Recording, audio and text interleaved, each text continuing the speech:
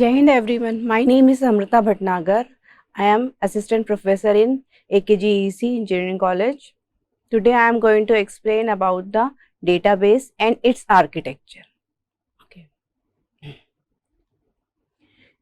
This is the outline of the lecture. We will understand about the introduction of database. Then we will see what are the main application of the database. Then we focus upon the asset properties of the database, which is very important. Asset properties in the database. Next is three level of architecture: external level, conceptual level, internal level. And next is data independence and physical data independence and logical database in data independence. Then we will see what is the difference between these two type of data independence, logical and physical. Okay, firstly we should understand what is the meaning of database. Why we use database? Data that we can see here the definition. Database is a collection of related data, and data is a collection of facts and figures that can be processed to produce information. So we should understand the meaning of, firstly we should understand the meaning of database. There are two terms. First one is the data. And what is the meaning of data? Data are some raw facts. Okay, when we process this data, then this data becomes a information.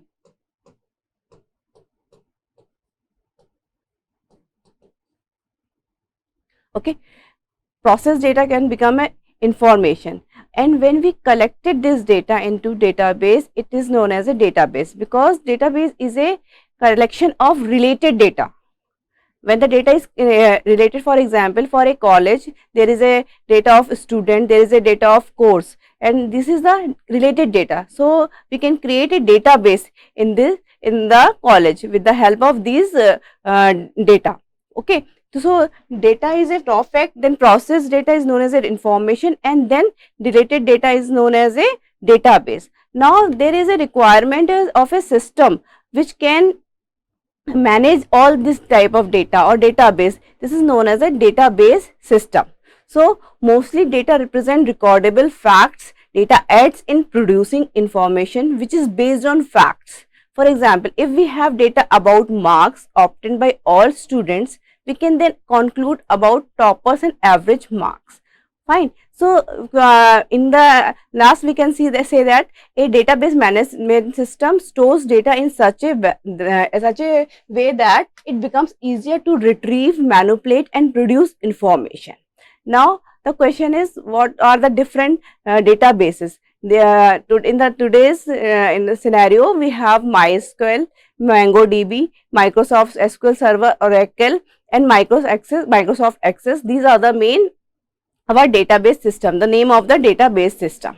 Okay, this is the introduction of database. Next are the main application of the database, where we can use database. So for the railway reservation, first example is railway reservation. For booking the tickets, reserve the seats, we require a database in the railway reservation system. Okay, next is the library management system. In the library management system, we issue the books. Students have some data in the library also. So maintain all the different type of data of students and books. We need a system which is known as a library management system. That's why we can create a database system in the library also. Next is the banking system. Banking is a very important application of database, where we have different type of customers and the data of the customers is also saved in the database, and we have different type of employees also. So all the database is stored in the banking system also. Next is the education sector.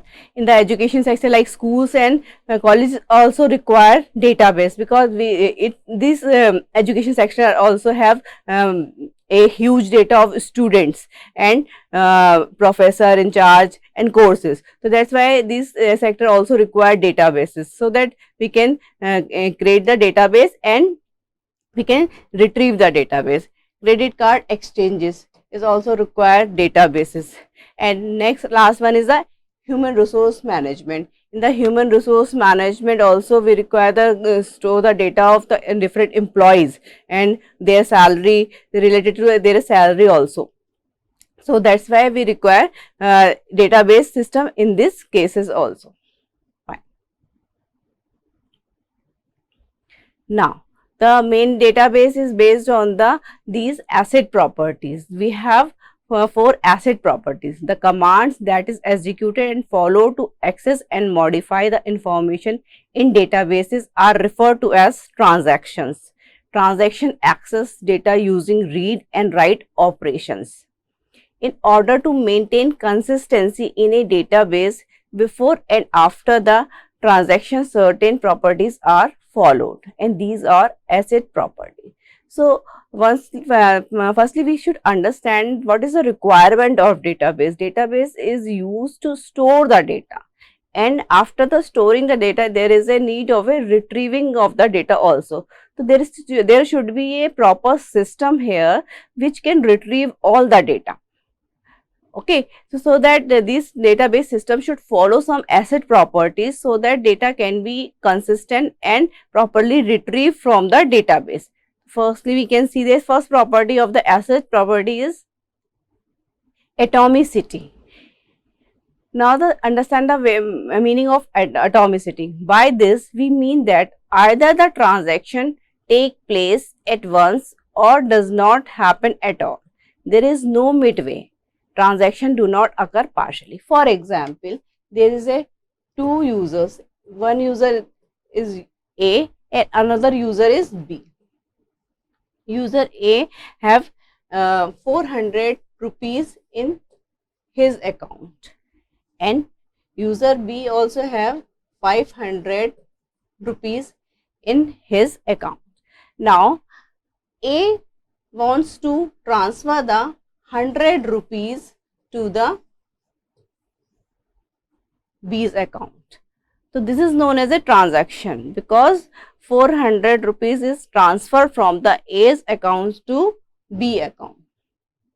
Now the question is, it should be, if the transaction is completed happened, then the value of the A's account is 300 and the value of the B's account will be 600, because now from this account we can minus 100 rupees and in this account we will add 100 rupees. So this transaction, if the completed successfully, then it is okay, but if it is not completely occur, then what happened? Then there will be a failure, and which is not acceptable at all in our database. That's why if the transaction fail, then it will roll back. It means if the transaction is not occur properly, then it should be rolled back. It should not be in the middle of the stage. Okay. So each transaction is considered as one unit and either runs to completion or is not executed at all. It involves the following two operations. First one, if abort. First is the abort.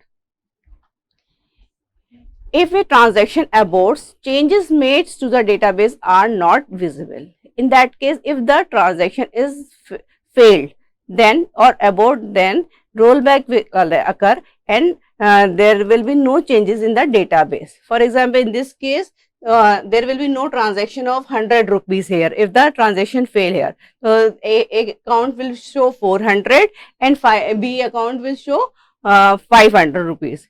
But if the condition, if the transaction completely happened, then what will happen? Then it means commit. If a transaction commits, change made are visible.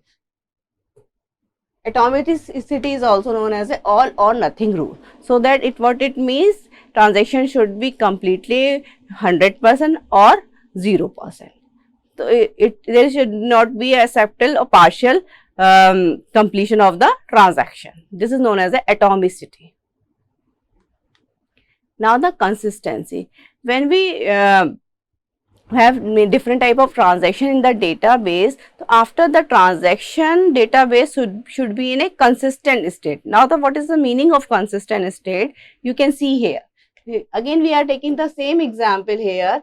if the account users A accounts have 400 rupees and user B's account have 500 rupees.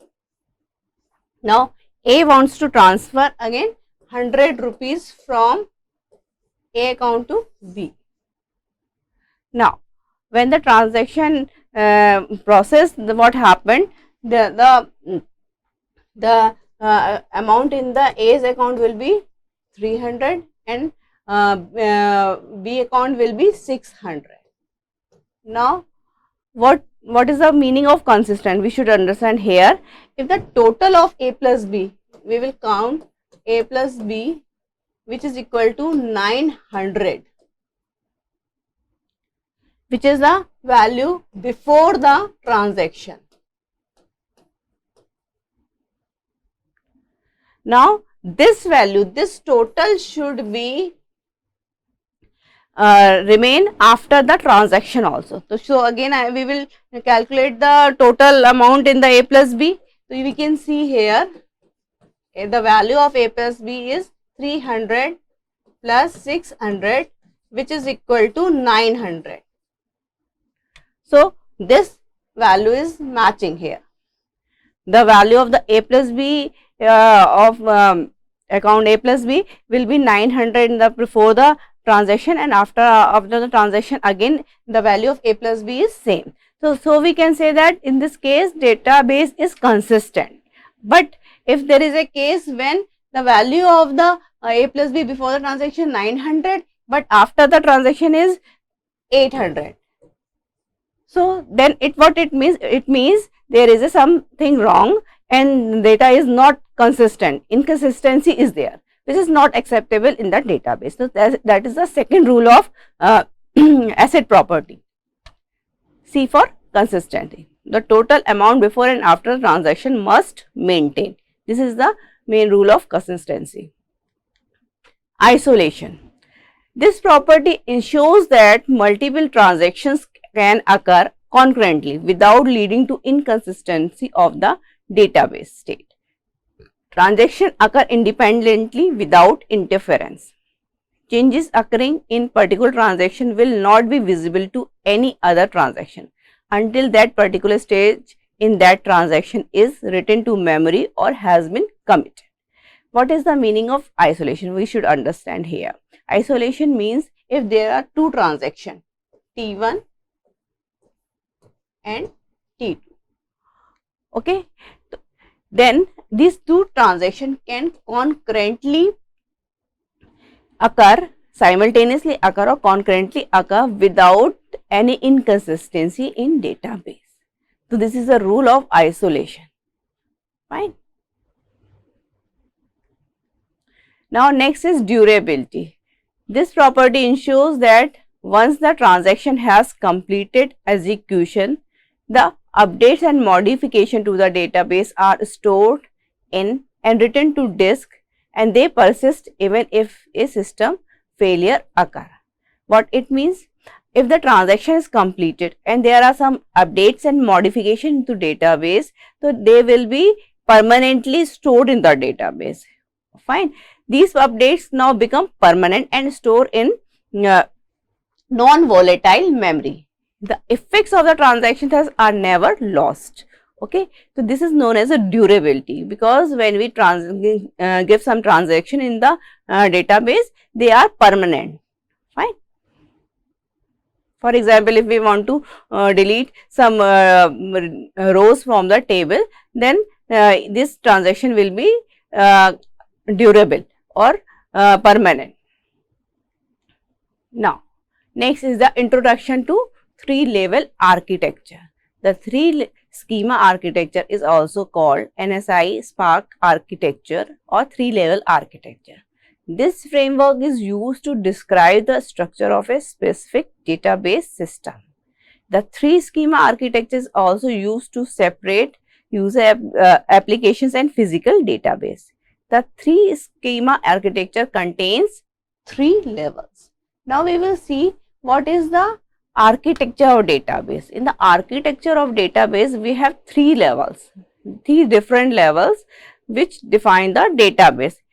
Its it breaks the database down into 3 different categories. Fine. Now you can see here, this is the diagram for the 3-level architecture. Okay. So these are the different levels in the architecture. You can see here, this is the first, this is the level, external level, or also known as a view level.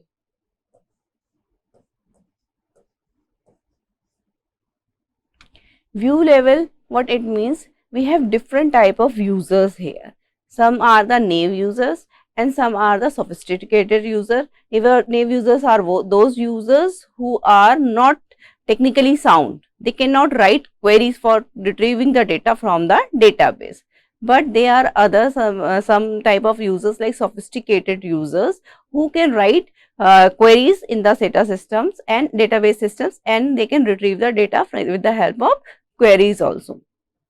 Fine. So that we can have multiple type of users of database, and they all are work on the which level? In the view level. So for the different type of user, we create different type of views. Okay. There is no need to show all the database to all the user. It depends on the requirement of the user, which type of views we will create for that person. For example, if we are taking example of ATM, so we all users work as a view level or as a naive users, or a person who are working with the help of a particular GUI. So there is a GUI. So we are using the database of the bank using the GUI. So we are working on the ATM machine as a users and on the external level or view level. So this is the main level of the 3-level architecture where users work on the levels, external level. Next is the conceptual level. In the case of conceptual level, what happened? This is a level where a database administrator work. It is also known as a logical level.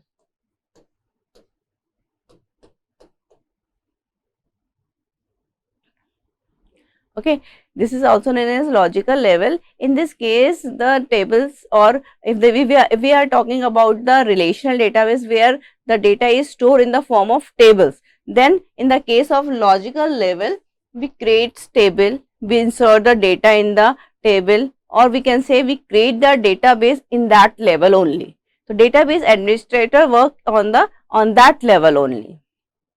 Okay, or some those user who can change the database using the queries, they also work on the logical level. So this is the main level of 3-level architecture. Next is the internal level, which is also known as a physical level. It is also known as a physical level.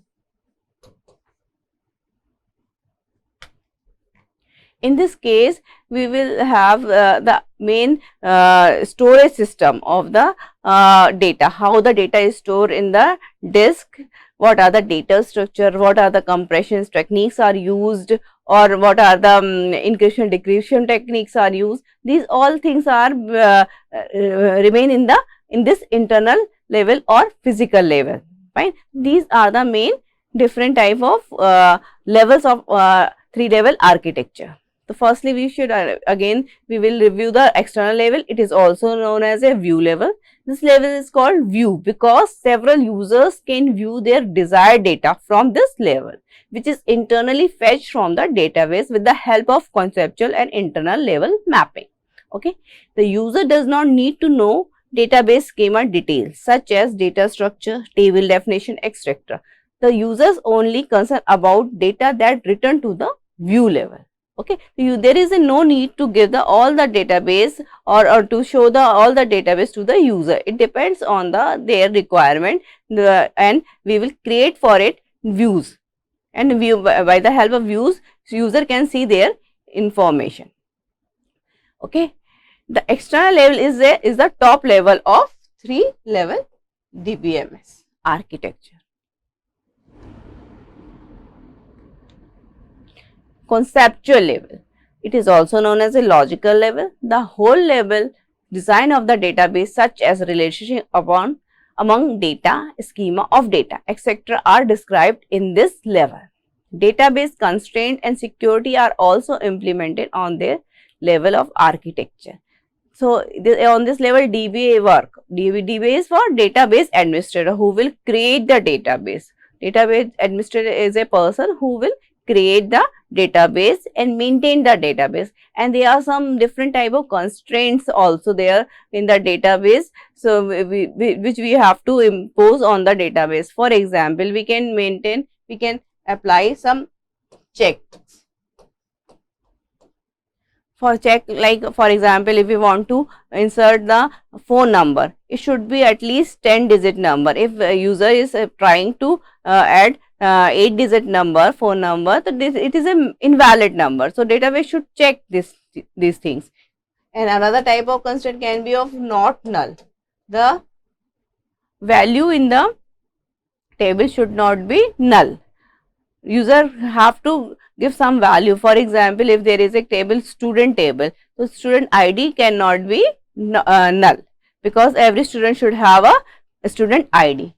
Next is unique, is another type of constraint. Unique means always the data type in the database we can insert unique values. For some attributes are like student ID or employee ID, other attributes which can be unique only. So this is another type of constraint. Check, not null, unique, and primary keys is also a constraint. Primary key is equal to not null plus unique. If we create a particular key in the database, then again this is a constraint. And in the primary key, we have two type of constraint, not null and unique. So on the conceptual level, we can create database, we can maintain database, and we can add some constraint and security constraint on the database. So these are the examples of this type of constraint which we can impose on the database at the level of conceptual level. Now next is internal level. This level is also known as physical level. This level prescribes how the data is actually stored in the storage devices. This level is also responsible for allocating space to the space. This is lowest level of architecture. So physical level is described that what type of storage techniques we are using in the database, how the data is stored in the database. Now, achieving the database independence in the DBMS through data abstraction. Firstly, we should understand what is the meaning of data abstraction. To achieve data independence, the first step is to ensure data abstraction. Data abstraction can be defined as extracting the necessary data by ignoring the remaining irrelevant details. It means user will see only that required information which is relevant to a particular user. We will not show all the information to the user. We will show only the relevant details to the users. So we will hide or ignore the remaining irrelevant information. Again, we can take a real world entity example, ATM. ATM is the one example of data abstraction. We all use ATM machine for cash withdrawals, money transfer, and etc. in our daily life. So this is the example of data abstraction, because in the case of ATM also we show only the relevant information to the user and hide all other information from the users. Now, we should understand that what is the meaning of data independence. Data independence means the ability of data to change the schema at one level of the database without having to change the schema at the next higher level. Means if we want to change the changes in the lower level of the 3-level architecture, then there should not be any effect on the upper level of the architecture. In simple words, we can see that data independence is a property of database that allows the user or database administrator to change the schema level without affecting the data or schema at another level. So we can change the data in a particular level, but it should not affect on the upper level. What is the purpose behind it? The purpose of the data independence to enhance the security of the system. save time, reduce cost and needed once the information is changed or altered. So database data independence is a major or very important concept in the database. Now we will see there can be of two type of data independence. First one is the physical level data independence. Data independence means we can change in the lower level and there should not be effect on the upper level. And when we are talking about the physical data independence means we are changing in the physical level. Physical data independence can be defined as the ability to change the physical level without affecting the logical or conceptual level. Physical data independence gives us the freedom to modify the storage device, file structure, location of the database, etc. without changing the definition of conceptual or view level. Right. So, when we change on the physical level, then there should not be any change reflect on the conceptual or logical level or view level, because these two are the upper level of the physical level. For example, if we take the database of banking system and we want to scale up the database by changing the storage size and also want to change the file structure, then we can do it without affecting any functionality of logical schema. So when we change the physical level, there can be many type of changes we can have in the physical level, then there should not be any change on the logical level. Okay. Now which type of changes we can perform in the physical level? These are the different type of changes. Changing the storage devices like SSD, hard disk, magnetic tapes, etc. Changing the access techniques and modifying indexes. Indexes are mainly used to fast access. We can create indexes in the databases also. Fine, like a book, in the book we have indexes to find the page in the less time. In this way we can have indexes in the databases also. Changing the compression technique or hashing algorithm. Compression technique is mainly used for the compress the data into the computer system so that its size can be reduced and we can easily store the data in the less memory requirement, or we can send it to the network with less frequency band requirement. And hashing algorithm is used for the encryption and decryption process, where we want to change the meaning of the data in other form so that no intruder or no attacker can read the data or message. Right. So these are the main physical level data changes which we can perform on the physical level, but it should not affect on the logical level. What it means, it should not change in the tables. Tables will be remain same. If we change in the compression level or hashing technique we are changing, then the tables or schema will be remain same and there will be no change in the view level also. So this is known as a physical level data independence. Now the logical level data independence. Logical level data independence is a property of database that can be used to change the logic behind the logical level without affecting the other layers of the database. In the logical level, we have only one upper layer which is known as a view level. So if we want to change in the logical level, there should not be any effect on the view levels. Logical data independence is usually required for changing the conceptual schema without having to change the external schema or application program. It allows to make changes in the conceptual structure like adding, modifying or deleting an attribute. Fine. Okay. So we can change this type of data in the case of logical level: adding, deleting or modifying the entity or relationship, merging or breaking the record present in the database. So these changes cannot be reflect on the upper level like view level. It should not be reflect on that. Now next is the differences between the logical and the physical data is. In the logical level we will change in the on the logic level of the database, and in the case of physical level with data independence we will change on the physical level only. Okay, thank you.